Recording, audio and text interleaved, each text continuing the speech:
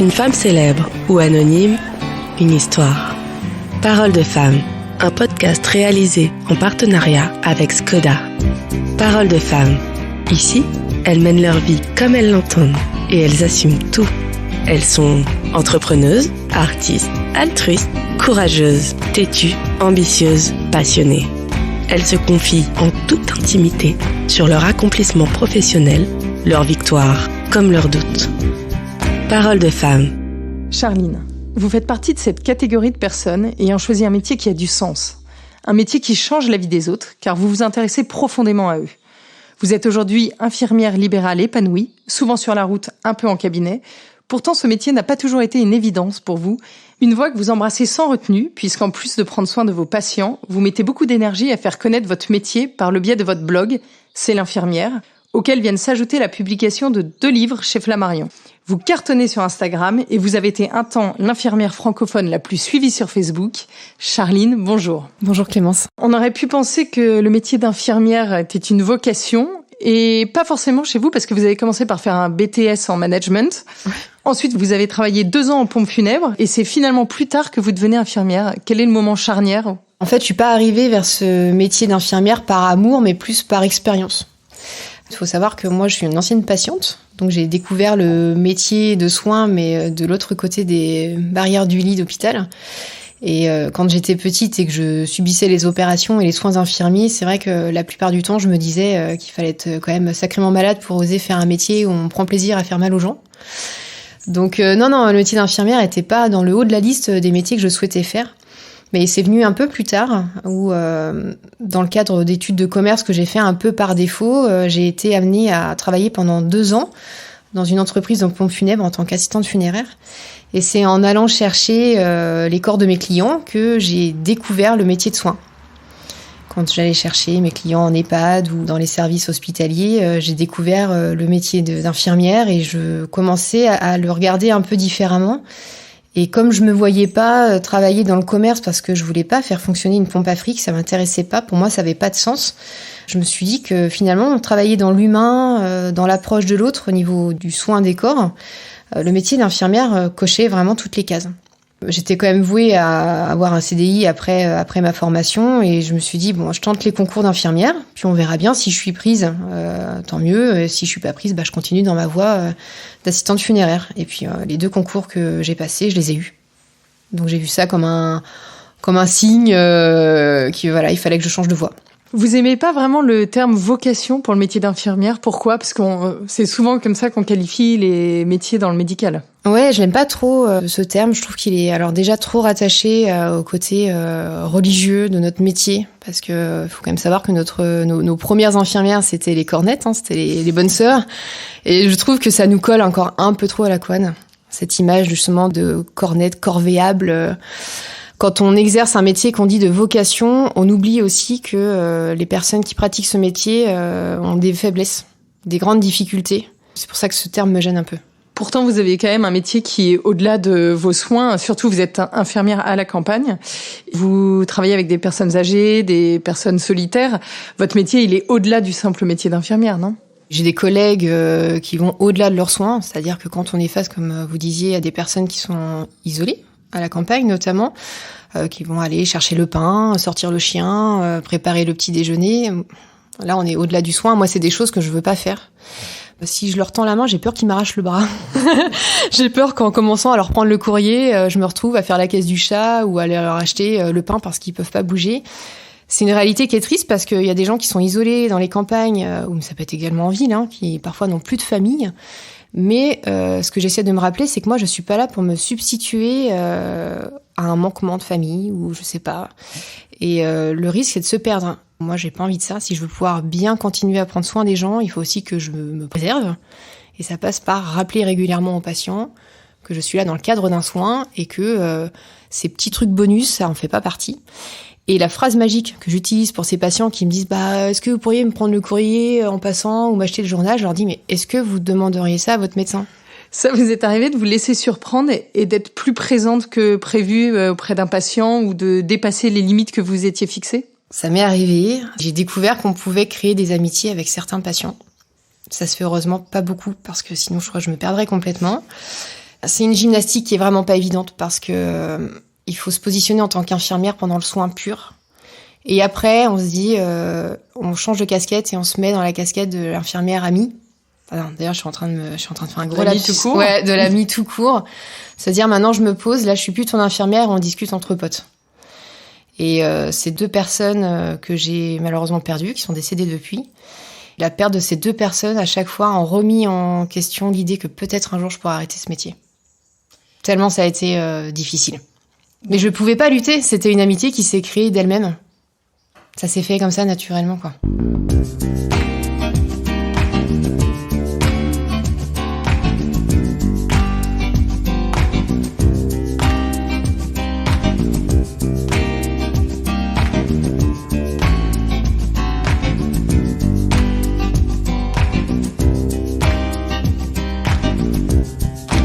Infirmière libérale, donc vous avez 10% en cabinet et 90% à domicile. Le fait d'apporter des soins à domicile, ça complique pas encore un peu ces relations? Ça les rend pas plus intimes? Ça les rend plus simples. Quand on passe la porte des maisons, on rentre dans l'intimité des familles.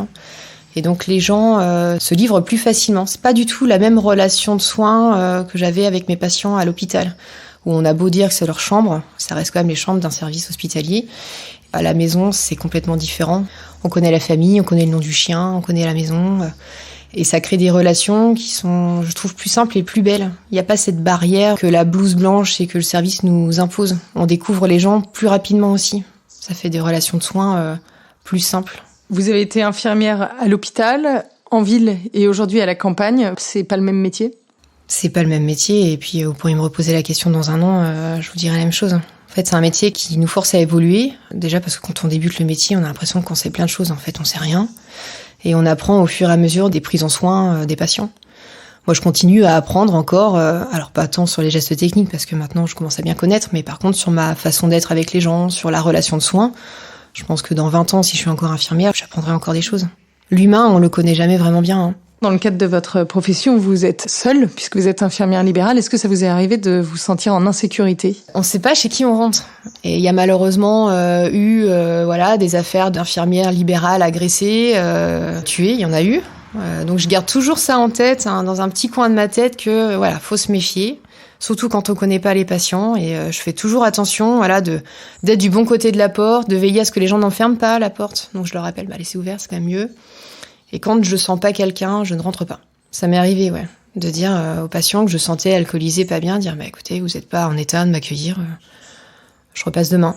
Vous avez exercé dans des zones plus compliquées, plus dangereuses qu'ici à la campagne. Vous avez trouvé que cette période-là était plus difficile? Elle était difficile, mais elle était super intéressante. J'ai travaillé en cité pendant 3 ans, dans une cité dite sensible où même la police a beaucoup de mal à entrer. Et j'ai aimé le côté social. J'ai beaucoup aimé la relation avec les patients. Mais je me suis aussi beaucoup épuisée. Les difficultés, c'était d'avoir accès à des populations qui ne parlaient pas français, donc ça complexifiait la relation de soins.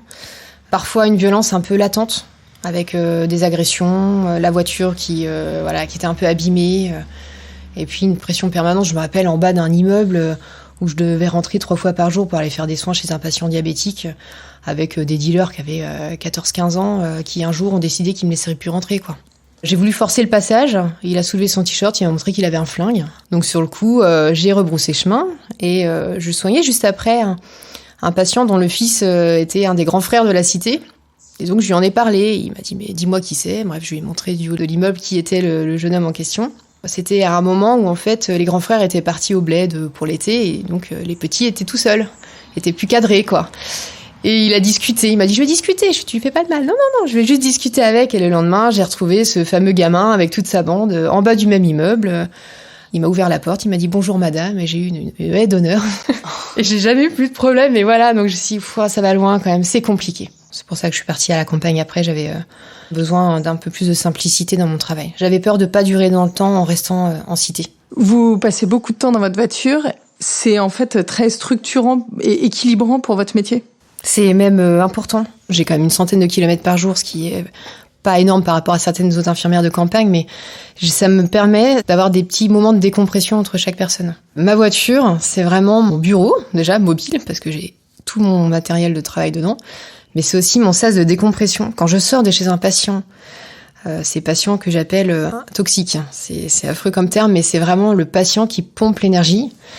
Je sors, je rentre dans ma voiture, je claque la porte, je m'isole un petit peu et je pousse le hurlement primaire. Je prends mon volant et je hurle un coup. Je suis toute seule dans ma caisse et ça fait vachement de bien. Malgré ces patients toxiques, vous avez toujours la même flamme au fond de vous? Bah bien sûr, sinon je serais plus infirmière. Enfin, si je fais ce métier-là, c'est que j'aime les gens. Les patients toxiques, c'est une toute petite partie de ma patientèle. J'ai la chance de travailler avec des gens qui sont quand même cool. Et j'ai quand même beaucoup de patients soleil, je les appelle, ces gens-là qui je ressors de chez eux, je suis bien, j'ai l'impression d'avoir passé un bon moment et bien sûr que j'ai la flamme. Bah, tant que je l'aurai cette flamme, de toute façon, je continuerai de travailler. Je crois que ce métier, il a un intérêt que si on prend plaisir à le pratiquer. Le jour où je serai blasée, où je prendrai plus plaisir à soigner les gens, il faut absolument que je change de métier. Vous avez senti votre personnalité évoluer au fil des ans avec ce métier en contact permanent avec des gens? Ouais, je crois que je ne serais pas la personne que je suis si j'étais pas infirmière. Ce métier, il m'a appris à me décentrer. C'est affreux de le dire, mais je crois que je me suis nourrie de la peine des autres en me disant, bon, il y a pire que toi. Tes problèmes, ça peut attendre, c'est pas si grave, et puis voilà. Et je crois que ça m'a appris à être une meilleure personne. Enfin, j'espère. Et il est chouette ce métier pour ça, parce que il nous fait vachement grandir.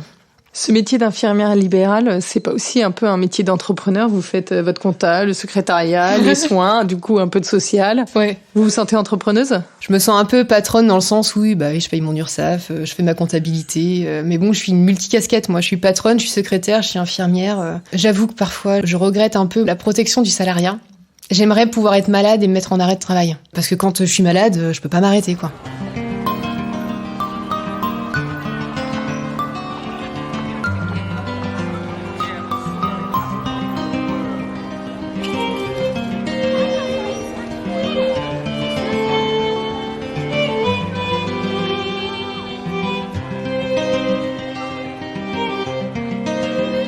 En parallèle de votre activité, c'est ce que je disais tout à l'heure en présentation, vous avez lancé votre blog C'est l'infirmière et vous avez publié 2 livres chez Flammarion. Qu'est-ce qui vous a poussé à écrire? J'avais ce besoin de prendre du recul sur les situations de soins qui me posaient question. Et surtout, j'avais besoin de poser les mots sur des situations qui étaient complexes et douloureuses. Et le meilleur moyen que j'ai trouvé à ce moment-là, c'est d'écrire. Donc j'ai commencé à écrire, d'abord sur Facebook, sur ma page privée. Et puis c'est des amis qui m'ont dit, c'est dommage parce que moi j'ai des potes infirmières qui pourraient t'intéresser, donc tu pourrais éventuellement faire un blog, comme ça je pourrais partager plus simplement et tout. Donc je me suis dit, bon allez, j'écris ça sur un blog, et puis en fait ça a fonctionné. Donc j'ai ouvert la page Facebook peu de temps après, et ça a fait un effet boule de neige, et là je me suis rendu compte que ce que je vivais moi toute seule dans ma voiture, on était de nombreuses à le vivre, on est je crois 110 000 infirmières libérales en France. Et ce que je voulais aussi, c'était mettre en lumière mon métier d'infirmière libérale, parce que quand on pense au métier d'infirmière, on pense direct infirmière des urgences, infirmière de réanimation, la pauvre infirmière libérale de campagne qu'on voit jamais, on n'y pense pas. Et je me suis dit, c'est dommage parce que on a quand même un métier qui est incroyable. On est souvent le seul lien que les gens ont avec l'extérieur, c'est nous. On est vraiment un chaînon important du système de santé en France parce qu'on évite des hospitalisations à rallonge, on se substitue à plein de métiers de santé juste avec notre pratique infirmière en libéral. Et puis je croise des gens qui sont tellement incroyables, qui ont des histoires de vie de dingue que je veux en parler. C'est aussi pour ça que j'ai commencé à écrire sur les histoires de mes patients, parce que je les trouvais incroyables et je voulais garder une trace aussi de tous ces gens qui parfois meurent ou disparaissent, et je voulais garder une trace d'eux un peu de façon infinie sur le net. Voilà. Après le blog, comment vous en êtes venu au livre? C'est le livre qui est venu à moi. J'avais pas la prétention de me dire que mon petit blog allait un jour finir en bouquin. Mais ça a été le grand moment où on a eu beaucoup de manifestations infirmières, où là j'ai écrit beaucoup d'articles coup de gueule pour mettre en évidence que la communauté infirmière vivait quand même un métier qui était fatigant, épuisant, qui avait un gros ras-le-bol. Et c'est remonté jusqu'aux oreilles de Fleur d'Harcourt, qui est une éditrice qui à l'époque travaillait chez Flammarion, qui m'a contactée pour me dire voilà, on aime bien vos écrits, on essaye de sortir un livre écrit par une infirmière, est-ce que ça vous intéresse? J'aime dire oui aux opportunités qu'on m'offre parce que je me dis à chaque fois, si ça vient à moi, c'est qu'il y a une bonne raison. Donc j'ai dit oui, et je regrette pas parce que un autre livre est arrivé derrière, il y en a eu 2 en tout, et je suis fière de les avoir écrits, et je sais que c'est des livres qui font écho à beaucoup d'infirmières, donc j'en suis bien contente. Quand on est devant la première page blanche et qu'il faut se lancer, vous ne trembliez pas un peu? L'écriture, c'est pas quelque chose de simple, hein. Entre l'écriture de blog et l'écriture de livre, ça n'a absolument rien à voir. Les 2 livres que j'ai écrits, là je suis en train d'en écrire un 3e, ça se fait toujours dans les larmes. Je les écris avec mes tripes, je les appelle mes bébés de papier. Ça a été pas mal de souffrance, mais c'est pas parce qu'on souffre de quelque chose que c'est pas beau au final, donc On comprend bien que vous êtes une communicante, donc vous êtes également sur les réseaux sociaux. Vous avez été l'infirmière francophone la plus suivie sur Facebook. Ouais. Ça fait quoi? On est fiers?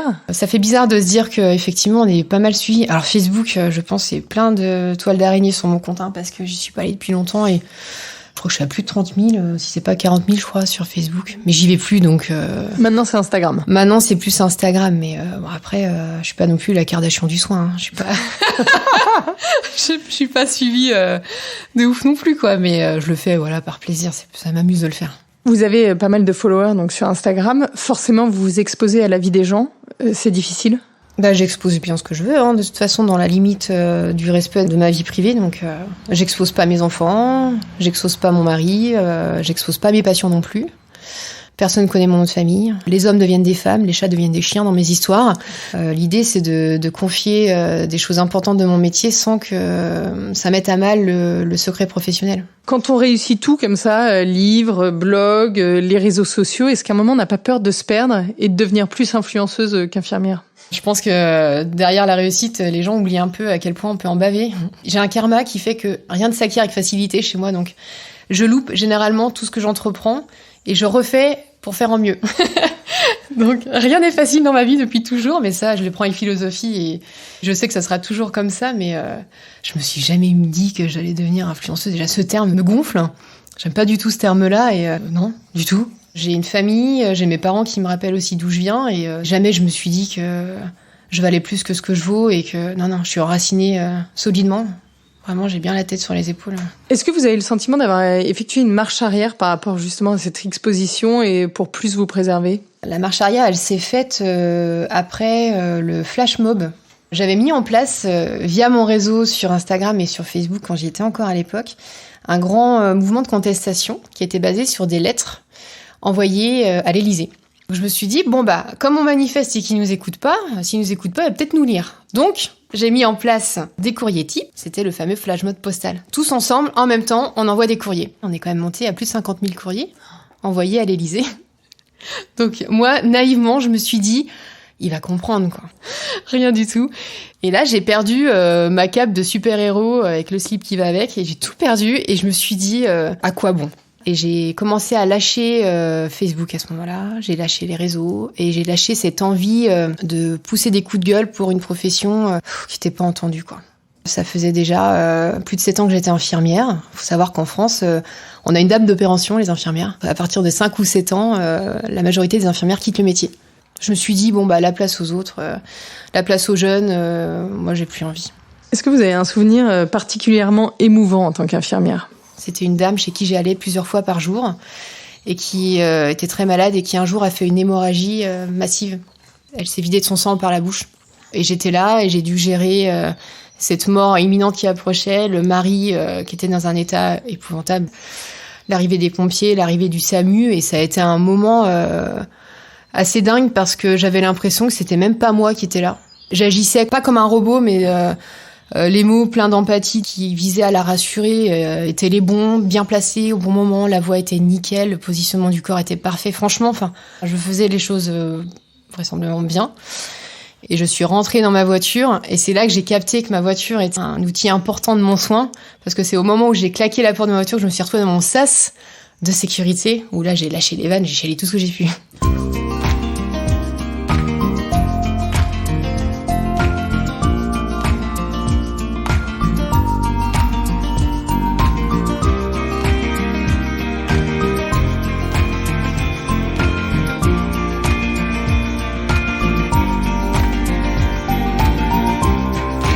Est-ce que dans votre carrière, il y a un moment où vous avez eu envie de rebrousser chemin, c'était trop dur, la marche c'était trop haute, vous vous sentiez pas capable? Je crois que c'était le jour où j'ai dû dire au revoir à mon patient pote. Il venait de décéder, c'était la cérémonie, et j'avançais comme tout le monde dans le cœur de l'église jusqu'au cercueil où il y avait une jolie photo de lui qui souriait, et quand j'ai posé la main sur son cercueil, je me suis dit, je peux plus. Et si je dois avoir encore d'autres patients que je dois quitter comme ça, c'est affreux, je veux plus. Du coup, je sors de l'église et je suis auprès de toutes les personnes qui sont sur le parking, qui attendent que le cercueil ressorte, et je mets mes mains dans mes poches et je tombe sur ce papier, une feuille que j'avais vue chez lui la première fois que je l'ai soigné, qui était aimantée sur son frigo. Et sur la feuille, il était écrit « Quand on est mort, on ne sait pas qu'on est mort, c'est pour les autres que c'est difficile. Quand on est con, c'est pareil. » Et cette petite phrase magique m'a redonné de l'élan. Depuis, je l'ai toujours dans mon portefeuille, elle me quitte pas. Et quand des fois je souffre de situations de soins parce que j'y mets du cœur et que ça me fait mal, je me dis qu'il y a quand même eu tellement de beaux moments avant que ça vaut bien quelques larmes. Est-ce qu'on s'habitue jamais à côtoyer la mort ? Bien sûr que non. Il n'y a pas de belle mort. Même quand l'accompagnement de fin de vie se passe bien, il n'y a jamais de belle mort. Enfin, c'est toujours une vie qui se termine et quelqu'un qui part et c'est toujours compliqué. Quand vous vous retournez sur votre carrière, il y a un moment qui vous rend particulièrement fier ou qui vous satisfait plus qu'un autre ? C'est les merci. Ils sont pas fréquents, les merci, parce que c'est une logique qu'on soit là pour les gens. Donc les gens pensent pas forcément à nous remercier. Mais quand on a des merci sincères, notamment après des soins palliatifs, quand on a accompagné quelqu'un et qu'on a la famille et que je reçois les remerciements de ces familles qui m'ont fait comprendre que j'avais été là dans un moment important de leur vie, ça me redonne l'énergie de continuer en fait. J'ai besoin que de temps en temps, on me rappelle que je fais les choses bien et que ma présence est importante. Quel a été votre plus gros défi jusque-là ? Ça a été pour moi de réussir à comprendre l'émotion de l'autre sans la partager. Parfois, les patients me confient des choses dramatiques et c'est difficile à ce moment-là d'être au-delà de l'empathie.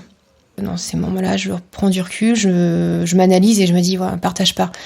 Et c'est quelque chose que je me rappelle beaucoup. C'est un espèce de mantra que j'ai de me dire la vie des gens, c'est la vie des gens. C'est pas la mienne. Donc de surtout me rappeler que ce qu'ils me confient, c'est leur vie, c'est pas la mienne. Donc attention à surtout rien partager de leurs émotions, quoi. À l'inverse, quel est votre prochain Everest ? À titre personnel, c'est l'écriture de mon 3e livre.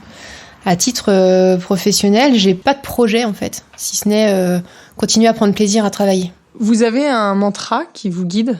La vie des gens, c'est la vie des gens. C'est vraiment celui que je me rappelle le plus souvent au travail. J'en ai un autre que j'utilise pour mes patients. Pour le coup, celui-là, c'est mieux vaut une infirmière en retard que pas d'infirmière du tout. Parce que parfois, les patients ont vraiment les yeux rivés sur leur horloge et ils comprennent pas bien que je ne peux pas être à l'heure tout le temps. Si je peux en mettre un autre de mantra. Je me dis souvent, ce qui doit se faire se fera et ce qui ne s'est pas fait ne devait pas se faire. On va revenir à un de mes sujets de prédilection qui est l'automobile. Donc on en a déjà un peu parlé, vous passez beaucoup de temps dans votre voiture. Est-ce qu'il y a un accessoire qui ne vous quitte jamais quand vous prenez le volant ? C'est ma boule à facettes. Votre boule à facettes ? Ouais. Qui vous sert à quoi dans la voiture ? J'ai une boule à facettes qui se branche sur mon allume-cigare. Elle me sert à m'ambiancer quand je suis plus trop dans le mood, quoi. Quand je finis une tournée qui a été lourde toute la journée, je rentre chez moi et je sens que je vais avoir du mal à couper durant ces 10 minutes que j'ai de voiture pour rentrer chez moi. Je mets même ma playlist, je mets ma boule à facettes dans mon allume-cigare. Et du coup, je m'ambiance je m'ambiance visuellement et puis avec de la musique pour m'aider à passer à autre chose. Quel est votre meilleur souvenir en voiture ? J'adore croiser les chevreuils, j'adore croiser les sangliers, Un jour, je suis passée à côté d'un renard qui était pas du tout sauvage et j'ai pu rouler hyper doucement à côté et on a croisé nos regards. Et je trouve ça juste magique à chaque fois. J'adore ça. Et les couchers de soleil. Je suis une fanatique des petites choses que je trouve jolies et c'est vrai que la nature est splendide. J'adore bosser pour ça en libéral, c'est que je respire, je suis dehors, quoi. C'est vachement bien. Au contraire, quel est votre pire moment passé en voiture ? Un jour où il avait gelé sur de la neige. On est en Anjou, donc moi j'ai pas l'habitude de rouler sur des routes de l'Est de la France enneigées.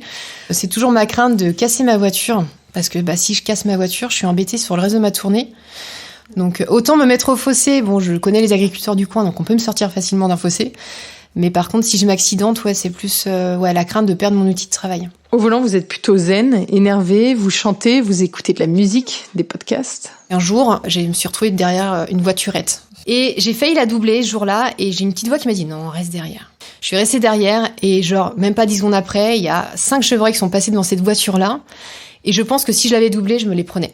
Suite à ça, du coup, j'ai changé ma façon de conduire. Donc maintenant, beaucoup plus zen, et toujours avec une bonne ambiance musicale. Je peux pas travailler sans musique, j'ai besoin de musique, donc j'adore chanter faux derrière mon volant. Et pour finir, comme le veut la tradition de Parole de Femme, on part en road trip. Charline, vous nous emmenez où ? Moi, je vous emmènerai en Martinique.